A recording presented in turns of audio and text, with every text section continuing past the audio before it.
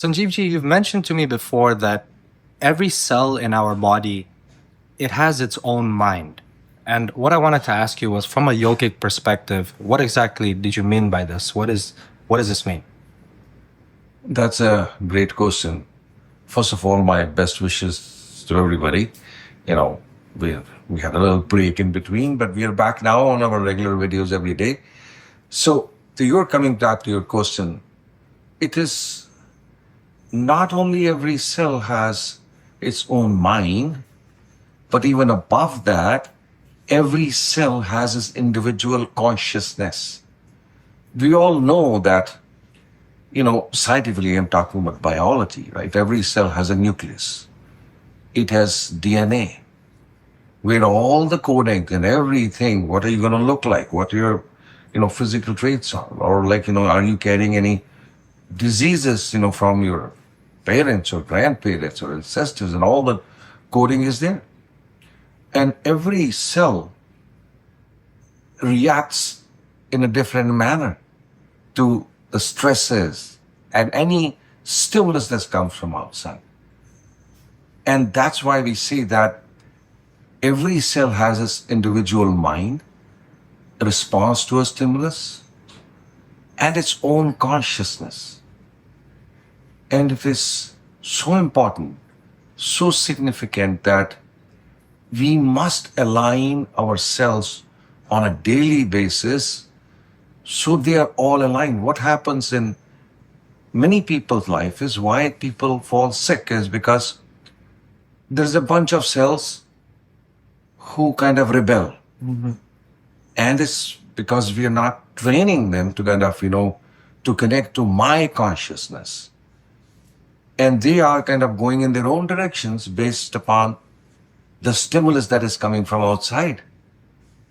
So, and unless and until I kind of make my consciousness more pure by my sadhana every day, and then I align every cell of my body to that consciousness, the central consciousness of mine, then how can any cell go wrong and behave differently or cause disease or sickness? So it's not only just having a mind. Mind is, we know that, the thinking, because decision-making process of a cell within its biology of its nucleus and DNA and RNA, it's all individual. We know that. Right.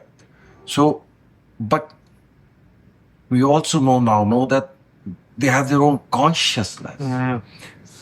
Consciousness is like much higher than just having a mind alone. Mm. And then unless and until we align the consciousness of the cell so they're all moving in one direction. Just imagine like a group of soldiers, an army.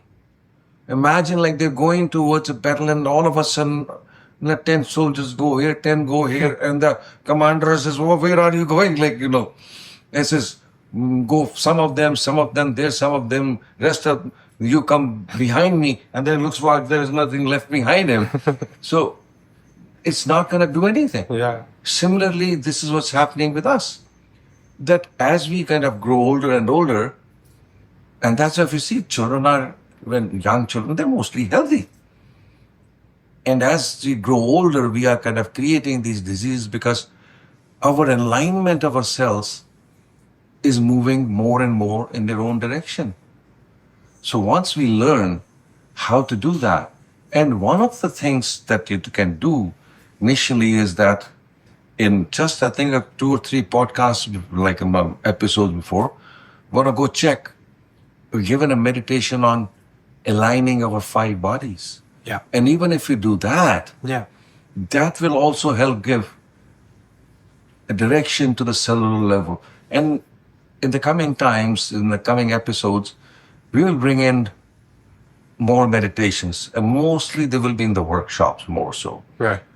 Where we will show you how to kind of not only align your cells in one single direction, but go even more deeper.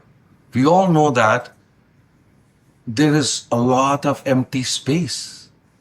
It's not only between the cells, but between the atoms that we have. Because if you divide our body into cell, then the cells into DNA, RNA, and then if you divide it further into molecules, and then you have atoms, the smallest physical entity, because electrons, protons, neutrons, they are not particles, you know that.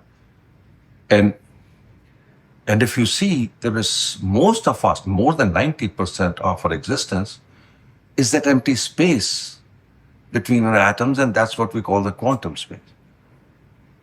And we go inside that space, which is there in every cell of our body. And once you take care of, because that's where all our memories, emotions of the past are stored, and we start cleaning up over there, then you can really align your cells in a very positive manner and all moving in one single direction to achieve what you want in your life.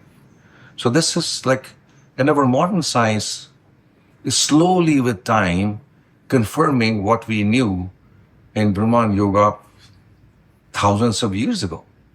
So there's nothing new. It's just been more and more confirmations coming by the modern science today. Yeah. That what we knew was, but still the modern science, they may understand that these things are happening, yet they do not know what to do about it.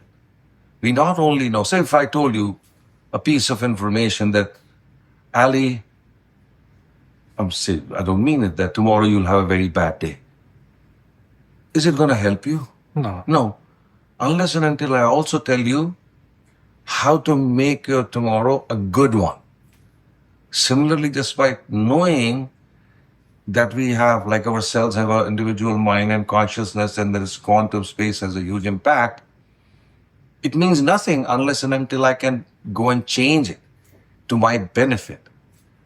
And yoga and ancient yoga, Brhamanda Yoga, does give you that, not only the wisdom, but the tools for change. To watch our previous podcasts, click here.